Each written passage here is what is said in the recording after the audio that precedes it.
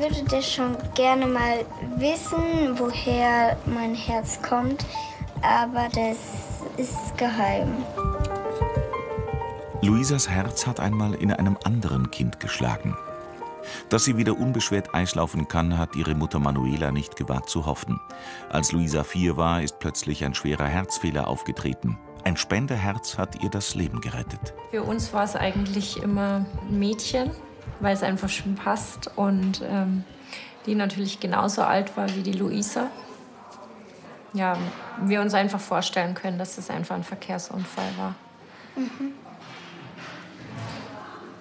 Also ich stelle mir das Mädchen immer vor, es hat so schulterlange Haare, es sieht sehr freundlich aus und es hat immer so eine lilane Hose an und so ein pinkes T-Shirt mit roten Herzchen drauf.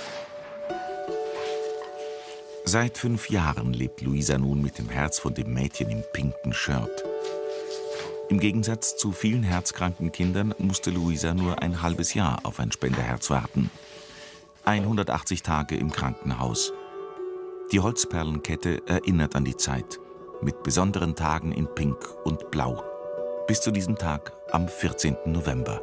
Das sind die Herzgeburtstage. Da habe ich mein Herz bekommen. Das machen herztransplantierte Kinder ganz häufig, dass sie tatsächlich den Tag der Transplantation als zweites Leben feiern. Es ist tatsächlich so, dass sie am 13. November in den OP kam. Und am 14. November hat aber das Herz erst geschlagen, weil das war kurz nach Mitternacht.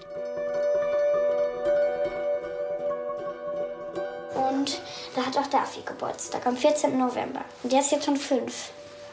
Weil sein Herz war auch kaputt.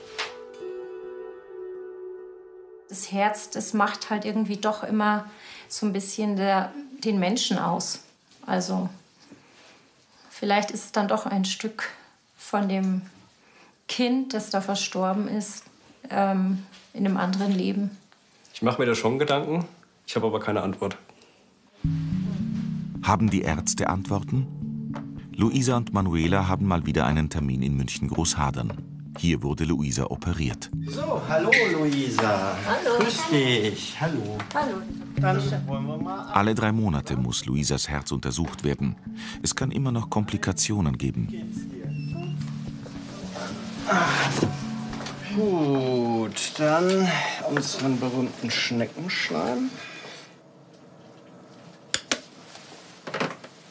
Wenn wir hinfahren, ist alles noch okay, aber dann dieser Moment kurz vor der Untersuchung hat man schon mal ein bisschen mulmiges Gefühl. Jetzt können wir loslegen.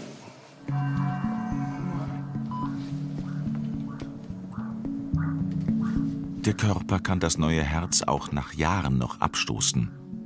Deswegen muss Luisa Medikamente nehmen. Drehst du dich mal bitte auf die linke Seite?